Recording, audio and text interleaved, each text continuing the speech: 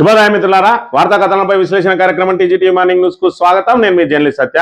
ముందుగా రాష్ట్రంలోని ప్రధాన వార్తలను కనుక పరిశీలించినట్టయితే 2 నెలలుగా ధాన్యం కొనుగోలు కేంద్రాలలో ధాన్యాన్ని విక్రయించడానికి వేచి చూస్తూ అసలు బాస్తున్న రైతుల నెత్తి మీద మరో పిడిగేసిండు నిన్నటి రోజున మంత్రి ఉత్తమ్ కుమార్ రెడ్డి. ఈ నెలాఖరు లోపు మొత్తానికి కొనుగోలు కేంద్రాలను మూసివేయాలి అని చెప్పి అధికారులకు ఆదేశాలు జారీ చేసినట్టుగా నిన్నటి రోజున ప్రకటన వెలువడింది.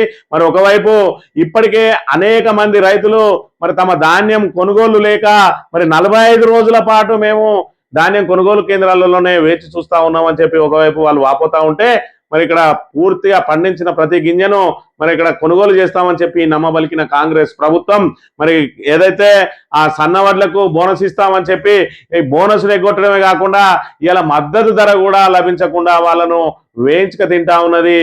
చూసి చూసి చూసి వాళ్ళే దళారులకు అమ్ముకునే దుస్థితిని కలిగించింది ఇలా కాంగ్రెస్ ప్రభుత్వం అనే విషయాన్ని మనం ఇక్కడ గమనించాలి. మరోవైపు చూసుకున్నట్టయితే రేవంత్ రెడ్డి మొన్నటి రోజున జరిగినటువంటి మంత్రివర్గ సమావేశంలో మోటార్లకు మీటర్లు పెట్టడానికి ఇక్కడ కేంద్రానికి ఏదైతే తీర్మానం చేసి పంపిండు, తలొగ్గిండు. కేంద్రం చెప్పే ఒత్తిడికి తలొగ్గిన అంశాన్ని కూడా చూడవచ్చు. అంటే రాబోయే రోజులలో ఏదైతే కేసీఆర్ కిట్టు, ఏదైతే దళిత బంధు, బీసీ బంధు, రైతు బంధు, అదేవిధంగా రైతు బీమా, ఒక్కొక్క సంక్షేమ పథకాన్ని మూసేసుకుంటా వస్తా ఉన్నాడు. రాబోయే రోజులలో ఉచిత కరెంటును కూడా రద్దు చేయబోతా ఉన్నది కాంగ్రెస్ ప్రభుత్వం అని చెప్పి మోటార్లకు మీటర్లు పెట్టే కార్యక్రమం ద్వారా తేటతెల్లం అవుతున్న అంశాన్ని అయితే మనం ఇక్కడ ప్రధానంగా గమనించవచ్చు. మరోవైపు చూసుకున్నట్టయితే 3 రోజులలో వడదెబ్బతోటి సుమారు 100కు పైగా ఇక్కడ ప్రజలు అసువులు బాసిన పరిస్థితిని మనం ఇక్కడ గమనించాలి.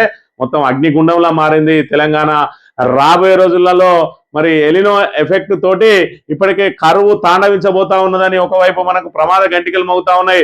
మరోవైపు చూసుకున్నట్టయితే 2.5 సంవత్సరాల నుంచి కాళేశ్వరం ప్రాజెక్టును కేవలం సాంకేతిక లోపంతో ఒక పిల్లర్ కుంగిపోతే దాన్ని మరమ్మత్తు చేయకుండా ఇప్పటి వరకు తాత్సారం ఏదైతే చేసిరో దాంతో ఇప్పటికీ ప్రాజెక్టులన్నీ కూడా వట్టిపోతున్న పరిస్థితి. రాబోయే రోజులలో తాగునీటి కూడా కటకట ఏర్పడే ప్రమాదం ఉన్నది. సాగునీటి మాట దేవుడెరుగు. రాబోయే రోజులలో వర్షాలు కూడా వచ్చే పరిస్థితి లేదు, పైనుంచి వరదలు వచ్చే పరిస్థితి లేదు.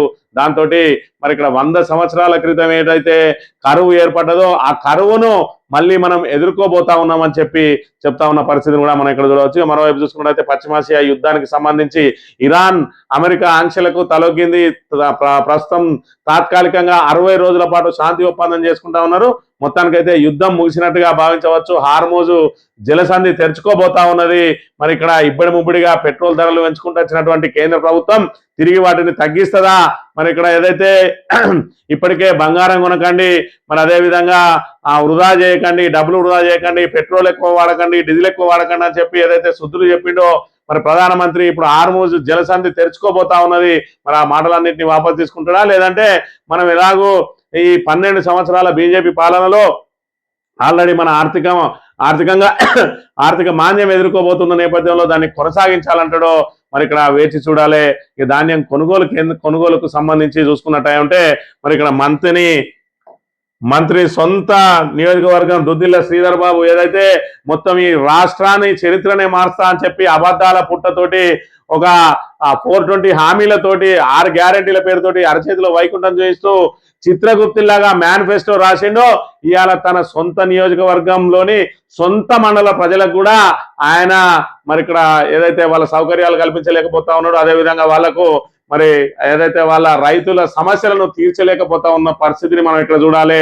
సొంత ఊరికి ఏం చేయనోడు, ఏదో ఇక్కడ కన్న తల్లికి అన్నం పెట్టినోడు పినతల్లికి బంగారు గాజులు కొనిస్తా అన్న చందంగా ఈయన సొంత ఊరు సొంత మండలానికి వాళ్ళ రైతులకే వాళ్ళ సమస్యలను తీర్చినోడు నేను రాష్ట్ర వ్యాప్తంగా సమస్యలు తీరుస్తా అని చెప్పి ఇలా మేనిఫెస్టో రాసి రాష్ట్ర ప్రజలందరినీ కూడా నిండా ముంచిండు. మొన్నటికి మొన్న ధన్వాడలోనే ఇక్కడ ధర్నా జరిగితే ఈ రోజున కాటారం మండల కేంద్రంలో ఏదైతే మార్కెట్ కమిటీ ముందు ఇక్కడ రైతులు ధర్నాలు చేస్తున్న పరిస్థితిని మనం ఇక్కడ చూడాలి.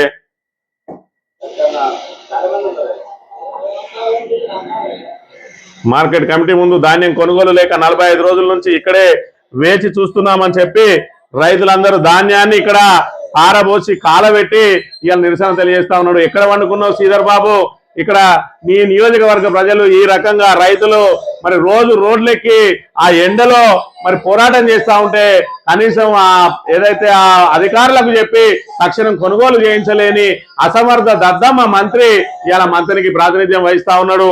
ఇంకా మరి ఇక్కడ 5 సార్లు ఎన్నికైన ఆయన ఇక్కడ నుంచి ఎమ్మెల్యేగా మరి ఇక్కడ నేను ఏదైతే హైదరాబాద్ లోనే ఉంటా అని చెప్పి పాపం ఆయన ఎన్నికలప్పుడే చెప్పిండు.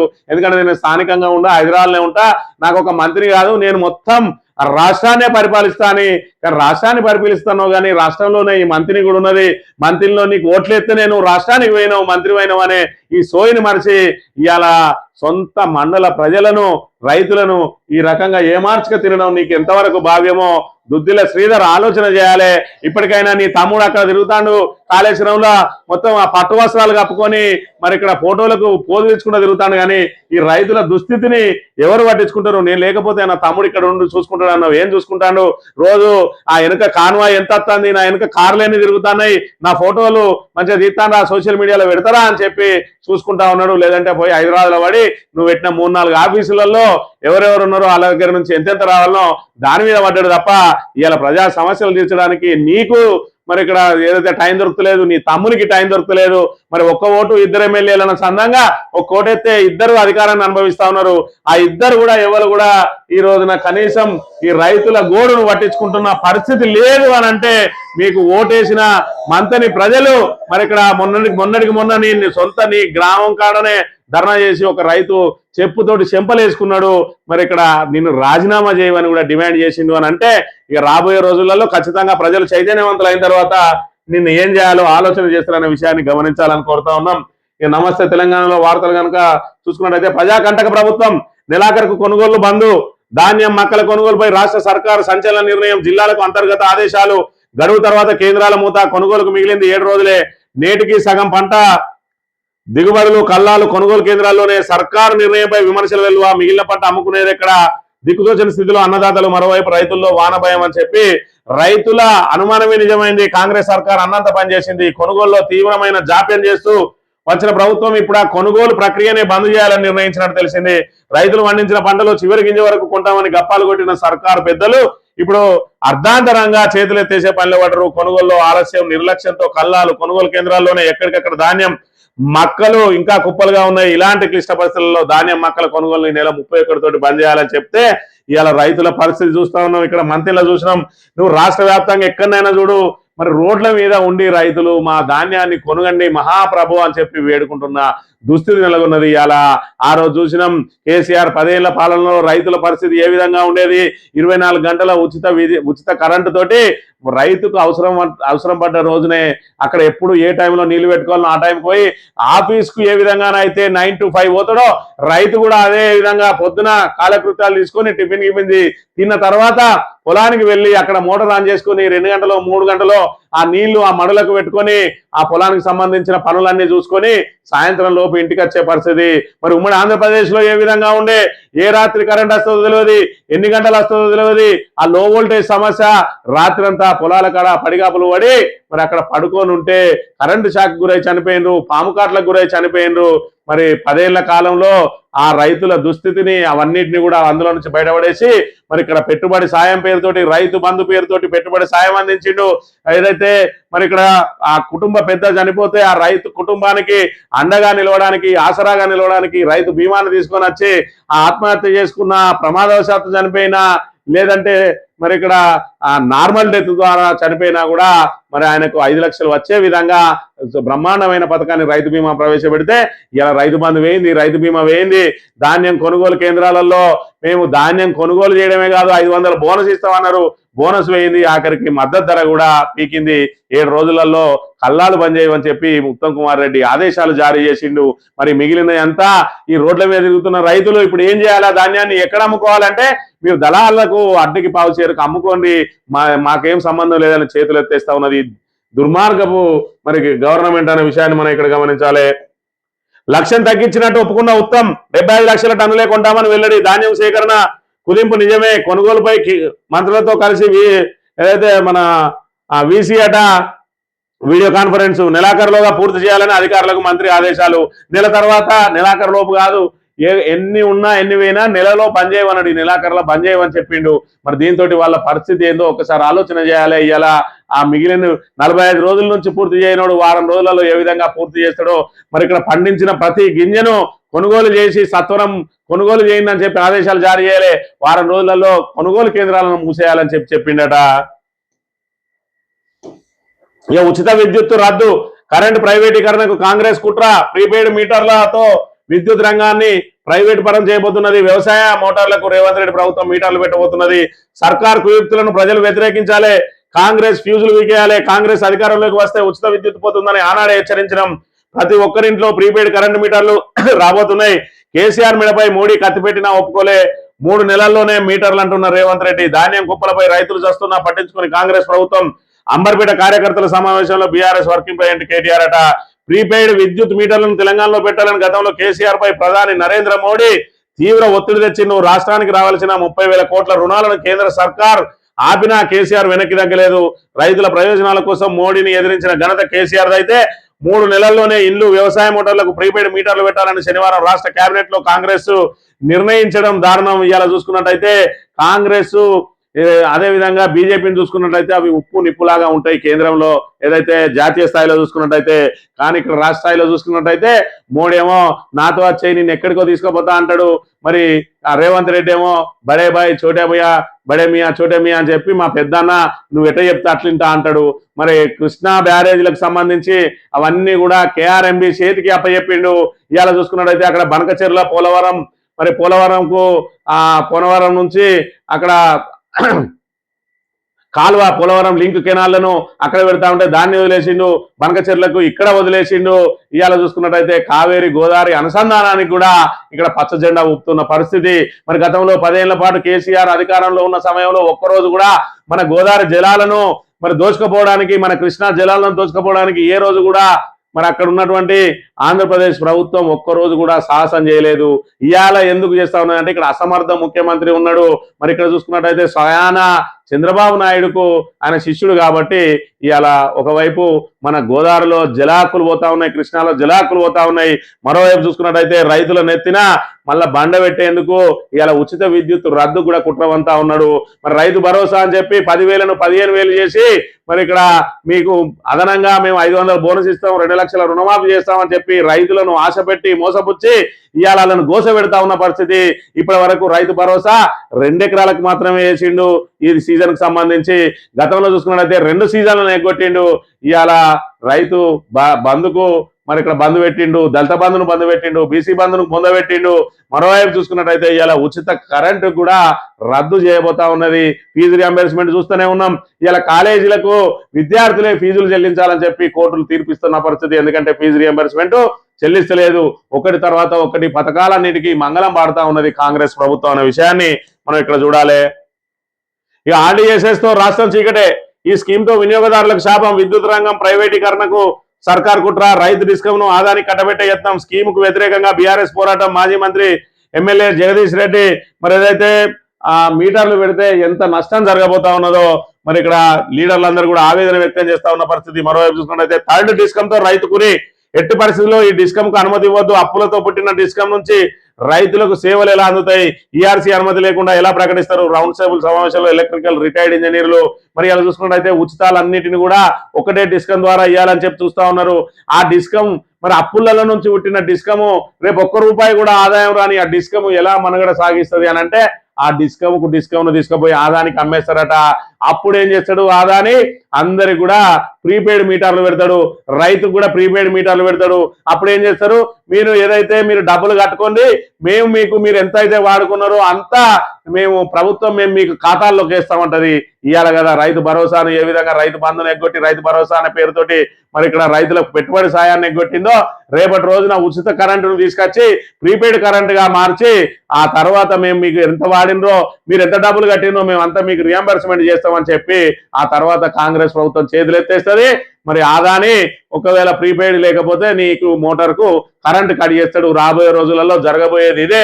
అందుకే మరి దుష్ట కాంగ్రెస్ ను మనం ఆ రోజునే దూరం కొట్టినట్టు ఉంటే ఇవాళ మన దుస్థితి ఈ విధంగా ఉండేది కాదు.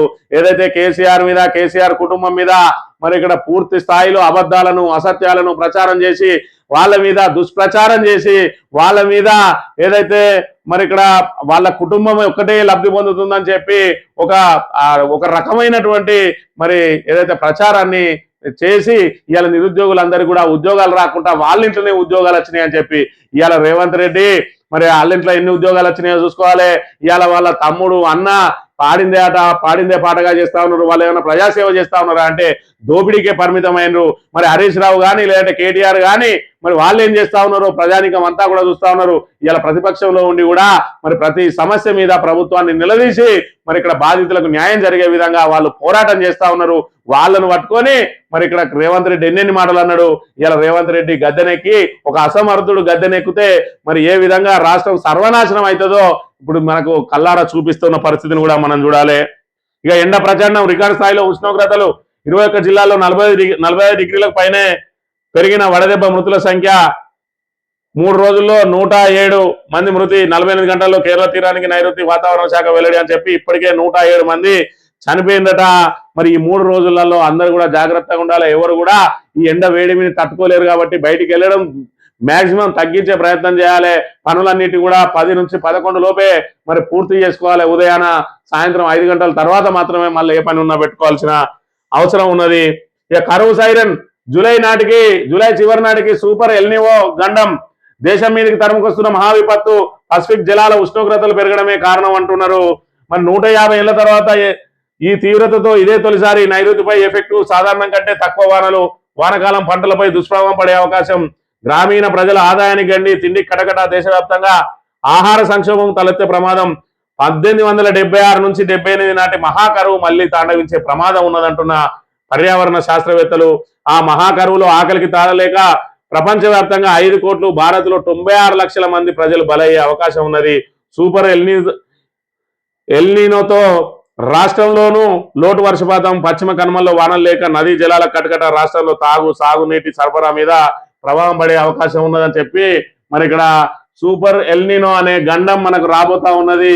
మరి దీని ద్వారా 150 ఏళ్ల తర్వాత అదే తీవ్రతతోటి కరువు కాటకాలు తలెత్తబోతా ఉన్నాయి. మరి దీనికి సంబంధించి ముందుగా మనం నీటి నిల్వలను పెట్టుకొని ఉన్నామా, మరి ఆ కరువును జయించడానికి మన రాష్ట్ర ప్రభుత్వం ఏం చర్యలు తీసుకోబోతా ఉన్నది అని అంటే 2.5 సంవత్సరాల పాటు కాళేశ్వరాన్ని ఎండబెట్టి ఇవాళ ఆ కరువును రెండింతలు చేయబోతా ఉన్నది ఇవాళ కాంగ్రెస్ ప్రభుత్వం. ఇవాళ కాళేశ్వరం ప్రాజెక్టునే కనుక మరమ్మతు చేసి ఉంటే మనకు ఇక్కడ గోదావరి మొత్తం నిండుకుండలాగా ఉండేది. అదే విధంగా రిజర్వాయర్లన్నీ కూడా నిండి ఉండేది. దాంతో పాటు మిషన్ కాకతీయ ద్వారా మనం చెరువులు, గొలుసుకట్టు చెరువులు ఏదైతే పూడిక తీతలు తీసుకొని వాటిని పునరుజ్జీవం చేసుకున్నామో అవన్నీ నింపుకున్నట్టు ఉంటే మనకు భూగర్భ జలాలు విపరీతంగా పెరిగి ఉండేటి. వీటన్నిటినీ కూడా చేజేతులా నాశనం చేసింది కాంగ్రెస్ ప్రభుత్వం. ఇవాళ సూపర్ ఎల్నినోతో కనుక మనకు కరువు కాటకాలు తాండవిస్తే మరి బయట రాష్ట్రాల కంటే మనం ఎక్కువగా అనుభవించాల్సి ఉంటది. ఇవాళ మన దగ్గర నీటి నిల్వ చుక్క లేదు. ఇవాళ తాగునీటికే కటకట ఏర్పడే పరిస్థితి ఉన్నది. మరి రేపటి రోజున మనం ఏ విధంగా మరి ఖరీఫ్ లో పంట తీసుకుంటామో ఒక్కసారి ఆలోచన చేయాలి. ఎందుకంటే వానలు రాకపోతే, బయట నుంచి వర్షాలు పడకపోతే, గోదావరి వంగకపోతే మనకు నీటి కరువు తీవ్రత పెద్ద ఎత్తున ఏర్పడేది ఉండే. అదే కాళేశ్వరం ప్రాజెక్టును కనుక పూర్తి చేసి ఏదైతే దాని మరమ్మతును పూర్తి చేసి మరి అలా ఆ గోదావరిని పూర్తిగా నింపి ఉంచినట్టు అయి ఉంటే, ఈ రిజర్వాయర్లు దానికి అనుబంధంగా ఉన్న 18 రిజర్వాయర్లు కనుక నింపి ఉన్నట్టు అయి ఉంటే, కాకతీయ చెరువులన్నీ నింపి ఉన్నట్టు అయి ఉంటే ఇలా భూగర్భ జలాలు సమృద్ధిగా ఉండేటివి. మరి నీళ్ళన్నిటిని కూడా మనం 2 సంవత్సరాల పాటు వాడినా కూడా ఒడవనన్ని నీటి నిల్వలు ఉండేది. దీనికి అంతటి కూడా కాంగ్రెస్ ఓట్ల కోసం ఇలా బీఆర్ఎస్ ను బదనాం చేసే ప్రక్రియలో భాగంగా వాళ్ళు చేసినటువంటి ఈ ఓట్ల మరి మాయాజాలంతో ఇవాళ ఏదైతే బీఆర్ఎస్ మీద కక్ష కట్టుతున్నా అనే నెపంతో ఇవాళ యావత్ రాష్ట్ర ప్రజల మీద కక్ష సాధింపుకు మరి ఇక్కడ పాల్పడ్డది కాంగ్రెస్ ప్రభుత్వం. దాంతో ఈ ఎల్నినో ప్రభావంతో తెలంగాణ కరువు కాటకాల పాలు కాబోతా ఉన్నదనే విషయాన్ని కూడా మనం ఇక్కడ గమనించాలి. ఇక civils prelims paper 1 very tough అట. అభ్యర్థులు ముప్పు తిప్పలు పెట్టిన ప్రశ్నలు ప్రశాంతంగా ముగిసిన సివిల్స్ ప్రిలిమ్స్ పరీక్ష. 14,943 మంది అభ్యర్థుల గైర్హాజరు అని చెప్పి సివిల్స్ ప్రిలిమ్స్ కు సంబంధించిన పేపర్ వెరీ టఫ్ గా వచ్చిందట.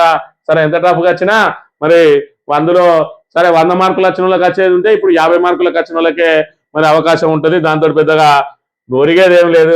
హామ్ టెండర్లపై సర్కార్ యూటర్ను. బీఆర్ఎస్ దెబ్బకు దిగొచ్చిన ప్రభుత్వం గతంలో 25% ఎక్సెస్ తో కాంట్రాక్టులు ఆధారాలతో ఎత్తి చూపిన బీఆర్ఎస్ నేతలు తప్పని పరిస్థితులలో వెనక్కి తగ్గిన ప్రభుత్వం 5% లోపే ఎక్సెస్ కు కట్టబెట్టాలని నిర్ణయం. ఎవడు ఎక్కడ దొరికితే అక్కడ దోసుకో అని చెప్పి మరి ప్రయత్నం చేస్తా ఉన్నారు.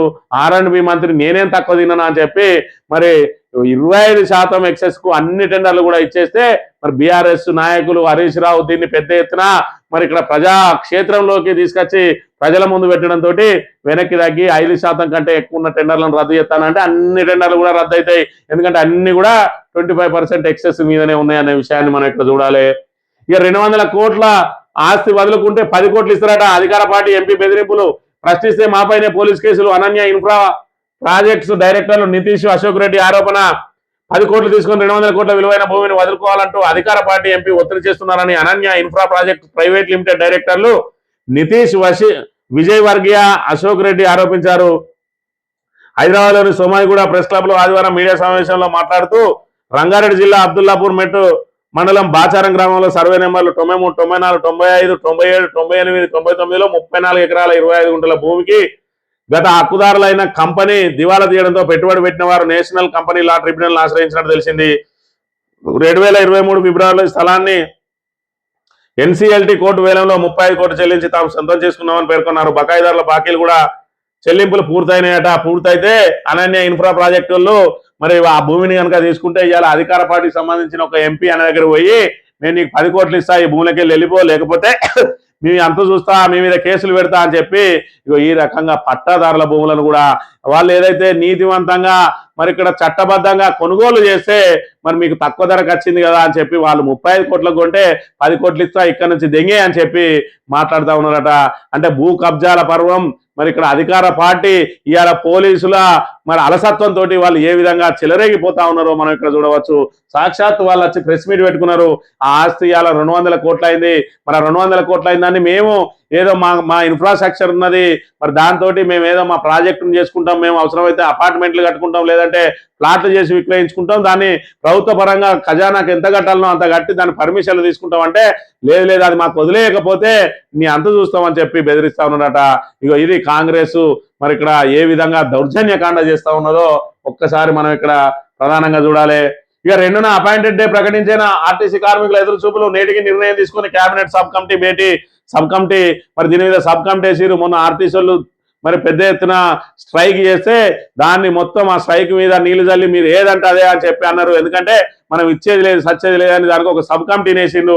ఇవాళ సిట్లు వేసినా సబ్ కమిటీలు వేసినా ఏది కూడా అది మరి తాత్సారం చేయడానికి అయితే దాన్ని సాగదీయడానికే తప్ప మన జైలేరు. ఇవాళ జూన్ 2న అపాయింటెడ్ డే ఇస్తారు అని చెప్పి ఆర్టీసీ కార్మికులందరూ ఎదురు చూస్తున్న సమయంలో మరి వాళ్ళు కనీసం ఏదైతే కేబినెట్ సబ్ కమిటీ నివేదిక ఇయ్యలేదు.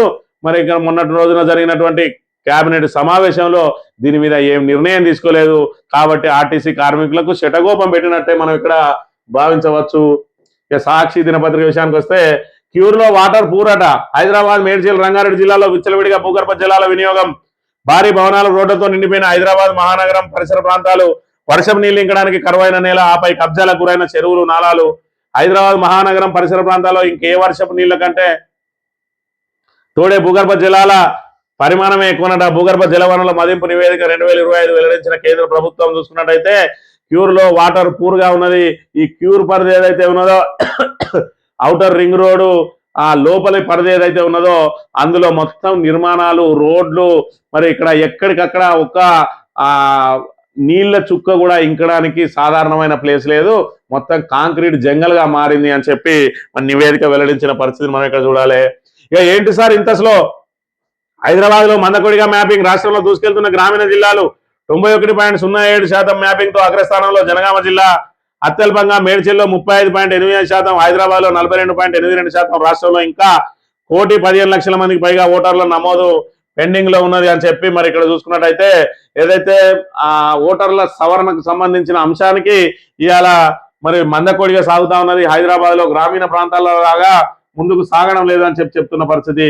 వడదెబ్బతో 61 మంది మృతి. ఉమ్మడి వరంగల్ జిల్లాలో ఒకే రోజు 26 మంది. మరి ఇక్కడ 61 మంది, మొత్తంగా 107 మంది చనిపోయారు 3 రోజులలో. అంటే వడదెబ్బ తీవ్రత ఏ విధంగా ఉన్నది? గతంలో ఎన్నడూ కూడా ఇంతమంది ఒకే రోజున వడదెబ్బతోటి చనిపోయిన పరిస్థితులు లేవు. 61 మంది ఒకటే రోజు వడదెబ్బతోటి చనిపోయినారు. 3 రోజులలో 107 మంది చనిపోయినారు అని అంటే ఇది మరి ఇక్కడ ఈ వడదెబ్బ తీవ్రత ఏ విధంగా ఉన్నది? దీని నుంచి మరి ప్రజలను ఎవరికి వారే కాపాడుకోవాల్సిన అవసరం కూడా ఉన్నదనే విషయాన్ని మనం ఇక్కడ గమనించాలి. ఇక వ్యవస్థ చచ్చింది, శవమై నడిచింది. ఆర్థిక స్తోమత లేక భుజంపై మృతదేహాన్ని కిలోమీటర్ మోసుకెళ్లిన కుటుంబీకులు, మార్చిని వ్యాన్ ఏర్పాటు చేయమని కోరిన ఆసుపత్రి అధికారులు స్పందించలేదంటున్న బాధితులు, ప్రభుత్వ వైద్యాధికారుల నిర్లక్ష్య వైఖరి పేదింటి కుటుంబాన్ని దుఃఖంలో ముంచింది. కంటి ముందే ప్రాణం అనంత వాయువులో కలిసిపోగా ఆఖరి పయనానికైనా వాహనం ఇవ్వని వారి వైఖరి. భద్రాద్రి కొత్తగూడెం జిల్లా భద్రాచలంలో ఆదివారం రాత్రి ఒక కుటుంబం తమ బంధువు మృతదేహాన్ని భుజంపైనే మోసుకెళ్లేలా చేసింది. ఈ దయనీయ దృశ్యం స్థానికులను కలిసివేసింది. మరి ఇక్కడ చూసుకుంటే ఏది వ్యవస్థ చచ్చింది, శవమై నడిచింది కాదు, ప్రభుత్వం చచ్చింది, శవమై నడిచింది. ఇవాళ ప్రభుత్వం యొక్క పరిపాలన తీరు ఈ విధంగా ఉన్నది. ఖమ్మం ఉమ్మడి జిల్లాలో ముగ్గురు మంత్రులు ఉన్నారు. ముగ్గురు మంత్రులు ఉన్నా కూడా అక్కడ ఉన్న పరిస్థితులు దుస్థితి ఈ విధంగా ఉన్నది. ఇలా కాంగ్రెస్ నాయకులు ఎక్కడ భూమి ఉన్నది, దాన్ని ఏ విధంగా కబ్జా చేయాలి, మన శాఖలో ఏమేమి లోటుపాట్లు ఉన్నాయి, దాని నుంచి మనకి ఎంత లాభం వస్తుంది అని చెప్పి ఎవరికి వాడు దోచుకుంటున్నాడు తప్ప ఇవాళ ప్రజలను ఏ విధంగా గాలికి వదిలిందో పాపం. మరి ఇక్కడ చూడొచ్చు మనం ఇక్కడ వాళ్ళ పరిస్థితిని మనం ఒక్కసారి మరి ఆకలింపు చేసుకోవాలి. ఈ ఆంధ్రజ్యోతి విషయానికి వస్తే ఆర్టీసీ బస్సులలో సీసీ కెమెరాలు పెడతారట. చాలా శుభపరిణామమే, వెంటనే పెట్టాలి. హైదరాబాద్ లో రోగికి చైనా నుంచి సర్జరీ అట. వుహాన్లోని టోంగ్జీ ఆసుపత్రిలో భారతీయ వైద్యుడు, భాగ్యనగరంలోని ఏఐఎన్యూలో 63 ఏళ్ల పేషెంట్, అక్కడి నుంచే యురేటరల్ రీఇంప్లాంటేషన్ సర్జరీ 90 నిమిషాల్లో పూర్తి చేసిన డాక్టర్ మహమ్మద్ గౌస్. 7000 కిలోమీటర్ల దూరంలోని 2 ఆసుపత్రుల మధ్య సాంకేతిక అనుసంధానం, రోబోటిక్స్, అత్యంత వేగవంతమైన 5G ఇంటర్నెట్ తోనే సాధ్యం. హైదరాబాద్ లో రోగికి సర్జరీ తర్వాత వుహాన్లోని టోంగ్జీ ఆసుపత్రిలో విజయకేతనం చూపుతున్న డాక్టర్ గౌస్ చైనా వైద్యులు అని చెప్పి మరి ఇక్కడ టెక్నాలజీ ఏ విధంగా పెరిగింది అని అంటే ఇవాళ ఆ రోబోటిక్ ట్రీట్మెంట్ తోటి మరి ఇక్కడ వైద్యులు అనేటోళ్ళు మరి అక్కడ ఏదైతే అదే ఆసుపత్రిలో అందుబాటులో లేకున్నా ఈ టెక్నాలజీని వినియోగించుకొని ఆ రోబోటిక్ ద్వారా మరి అక్కడ ఉండి ఇక్కడ పేషెంట్ కు వాళ్ళు మరి సర్జరీ చేసిండు అని అంటే ఈ టెక్నాలజీ అంటే ఈ రకంగా వాడుకోవాలి. టెక్నాలజీ ఇప్పుడు ఏఐ టెక్నాలజీ ఏదైతే వచ్చిందో, సాంకేతిక పరిజ్ఞానం ఏ విధంగా పెరుగుతా ఉన్నదో ఇలాంటి మంచి పనులకు వాడుకోవాలి. కానీ ఇలాంటి ఒక్క పని మంచి పని జరిగితే 100 చెడ్డ పనులకు ఉపయోగిస్తా ఉన్నారు టెక్నాలజీని. మొత్తానికైతే ఇవాళ చైనా వైద్యుడు అక్కడి నుంచి ఇక్కడికి వచ్చి ఈయనకు సర్జరీ చేయాలనంటే అదనంగా మరో 10-15 లక్షలు అదనంగా అయ్యేటి. మరి ఇవాళ అక్కడనే కూర్చొని అక్కడి నుంచే టెక్నాలజీ ద్వారా రోబోటిక్ ట్రీట్మెంట్ చేసి అక్కడ ఇక్కడెక్కడ ఏమేం చేయాలి, ఎట్లా చేయాలనేది అదంతా కూడా ఆయన చర్యల ద్వారానే. అంటే ఇక్కడ డాక్టర్లు కేవలం పేషెంట్ను మరి ఏదైతే అత్యాధునిక టెక్నాలజీ కలిగినటువంటి ఆపరేషన్ థియేటర్ లో కూర్చోబెట్టి వాళ్ళు మరి చూసుకుంటా చిన్న చిన్న వాళ్ళు సహాయం చేస్తున్నారు. మొత్తంగా మరి ఆ పూర్తి స్థాయిలో ఆయన అక్కడి నుంచే ఆపరేట్ చేసి మరి సర్జరీని పూర్తి చేసిందంటే టెక్నాలజీ ఏ విధంగా పెరిగిందో మనం ఒకసారి అర్థం చేసుకోవచ్చు. ఈ 60 రోజుల ఒప్పందం, తాత్కాలిక శాంతి ఒప్పందాన్ని ఖరారు చేసిన ఇరాన్ అమెరికా మొత్తంగా యుద్ధం ముగిసింది అని చెప్పక తప్పదు. రాష్ట్రంలో ఒక్కరోజే 42 మంది అట, 60 అంటాడు, 40 అంటాడు. మొత్తంగానైతే 3 రోజుల్లో 100 మందికి పైగా మరి ఇక్కడ ఫిర్యాదు ఏదైతే మృత్యువాత పడ్డారు. పోలీస్ ఫిర్యాదు పోస్ట్ మార్టం తప్పనిసరట. వడదెబ్బ మృతుల కుటుంబాలకు పరిహారం పొందాలంటే 2 చేయాల్సిందే. రెవెన్యూ అధికారులకు సమాచారం ఇవ్వాలి. 3 సభ్యుల కమిటీ విచారణ జరిపి ఇచ్చే నివేదిక ఆధారంగా సర్కార్ తుది నిర్ణయం. నేటి నుంచి ప్రారంభంగానున్న రోహిణి కార్తె రాష్ట్రంలో నేడు రేపు గరిష్ట ఉష్ణోగ్రతలు. ఎవరన్నా వడదెబ్బ మృతులు, ఎవరన్నా వాళ్ళ కుటుంబాలు కాంగ్రెస్ ప్రభుత్వం మాకేమన్నా ఇస్తుంది అని చెప్పి ఒక్కలన్నా ఆలోచన చేస్తారా? ఒక్కసారి చూడాలి. ఇక్కడ కేవలం మరి ఇక్కడ ఏదైతే పోస్ట్ మార్టం చేయాలన్నట అంటే ఇదొక అదన భారం. మరి ఇక్కడ చూసుకున్నట్టయితే ఎట్టి పరిస్థితులలో కూడా మరి కాంగ్రెస్ ప్రభుత్వం ఏదో సహాయం చేస్తుంది, మనం పోస్ట్ మార్టం చేయించాలని ఎవడు కూడా సిద్ధంగా లేడు. మరి గతంలో చూసుకున్నట్టయితే కేసీఆర్ రైతు బీమా ద్వారా మరి ఏదైతే వాళ్ళ కుటుంబాలకు బీమా కల్పించిండు.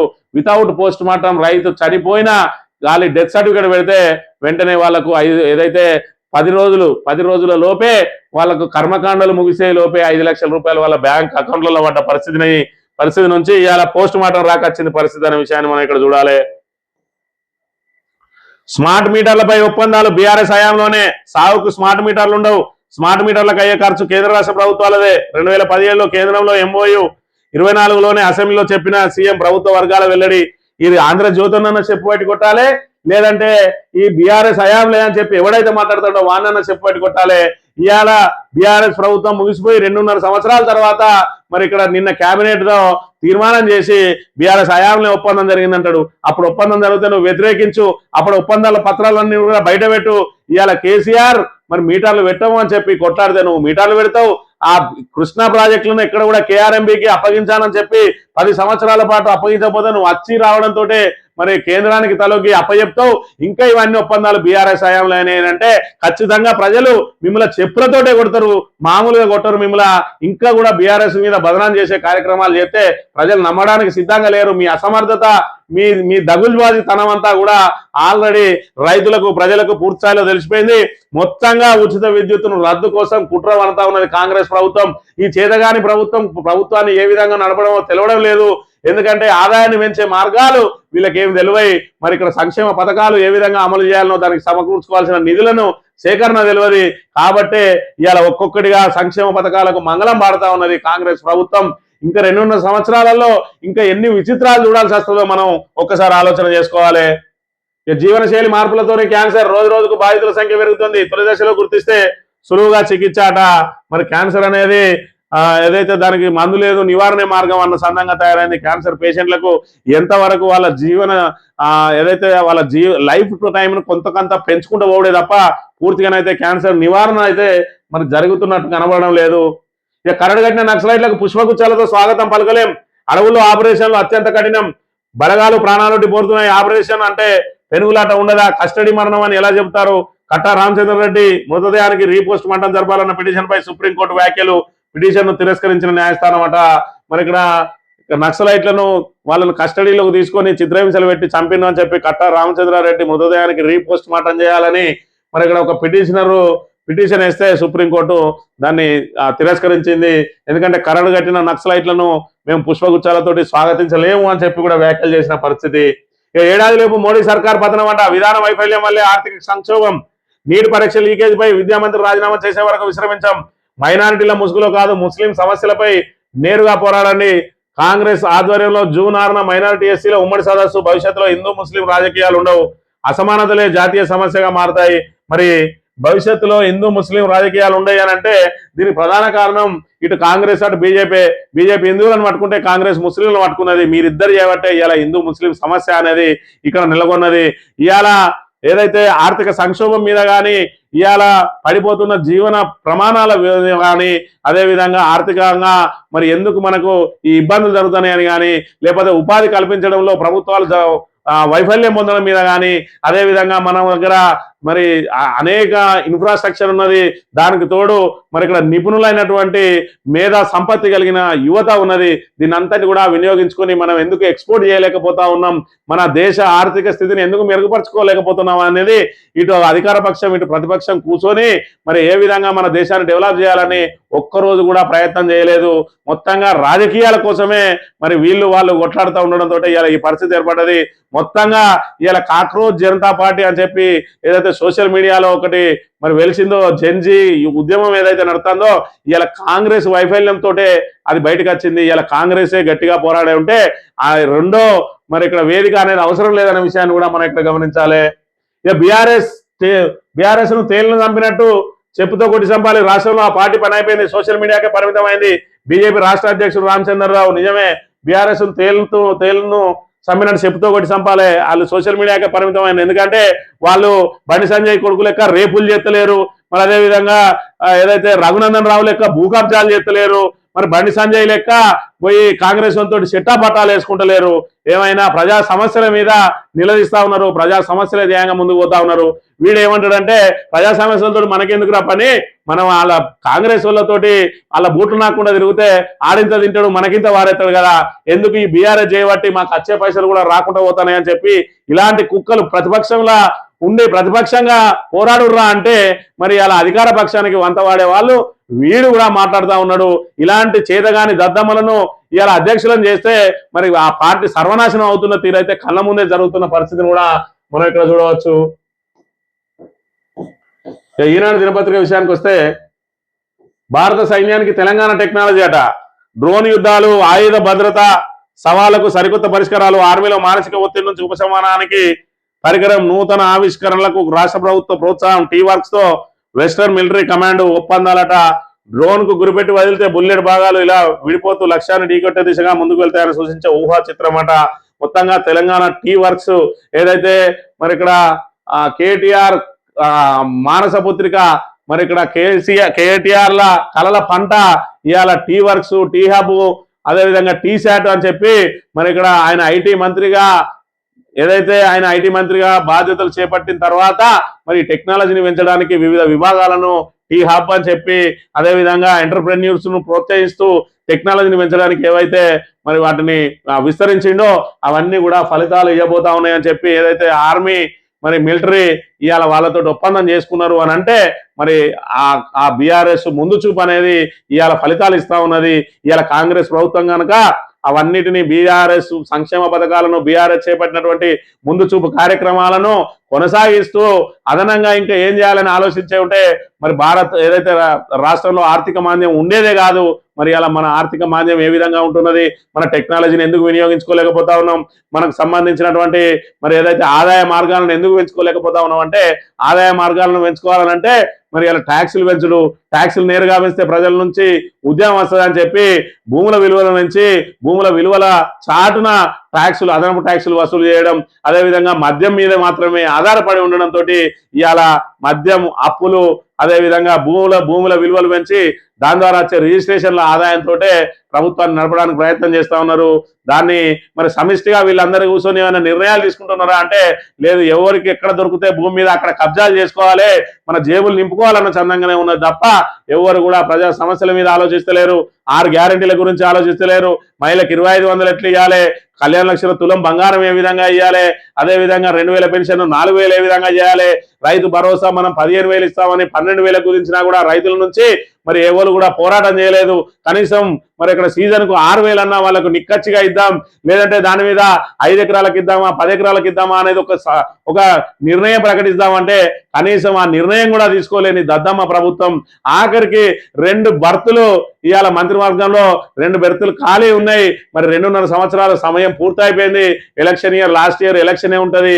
మరి 1.5 సంవత్సరం అన్న ఇద్దరిని కూర్చుండబెట్టి మరి ఇవాళ పరిపాలన సాగిద్దామంటే కేవలం ఏదైతే రేవంత్ రెడ్డి మరి ఇక్కడ ప్రాధాన్య శాఖలైనటువంటి మున్సిపల్ శాఖ, అదేవిధంగా హోంశాఖ, అదేవిధంగా విద్యాశాఖను మరి చేతిలో పెట్టుకొని ఆ శాఖలన్నింటినీ కూడా భ్రష్టు పట్టిస్తున్న పరిస్థితిని మనం ఇక్కడ చూస్తా ఉన్నాం. ఇలా కాంగ్రెస్ ఏ విధంగా ప్రజలను రైతులను ఏమార్చక తింటాందో ఎవరు కూడా మర్చిపోవద్దు. గతంలో కాంగ్రెసే మన మొత్తం తెలంగాణను సర్వనాశనం చేసింది. ఆ విషయాన్ని మర్చిపోయి తెలంగాణ ఏర్పడ్డ తర్వాత బీఆర్ఎస్ మీద మరి ఇక్కడ ఏదైతే వాళ్ళ మీద ఒక రకమైనటువంటి మరి మనం ఏదైతే ఈర్ష్యను పెంచుకొని ఏదైతే బీఆర్ఎస్ కేసీఆర్ కుటుంబం మీద ఈర్ష్యను వీళ్ళు ఏదైతే మరి నూరిపోసిందో దాన్ని ఈర్ష్యను పెంచుకొని ఇవాళ మనం ఏదైతే పారదర్శక ప్రభుత్వాన్ని మనం దూరం చేసుకున్నాం. ఇక ముందు కూడా ఈ కాంగ్రెస్ దొంగ మాటలు నమ్మకుండా కాంగ్రెస్ కనబడితే భూస్థాపితం చేయాలి. మరి కాంగ్రెస్ బీజేపీలను ఇక్కడ నుంచి తరిమి కొట్టినప్పుడే తెలంగాణ బాగుపడుతుందని చెప్పి మరి తెలంగాణ ప్రజానీకం, రైతాంగం, సబ్బన్న వర్గాలు గమనించాలని కోరుతూ ఇది ఈరోజు మార్నింగ్ న్యూస్ తిరిగి వెళ్తాం. Thank you very much.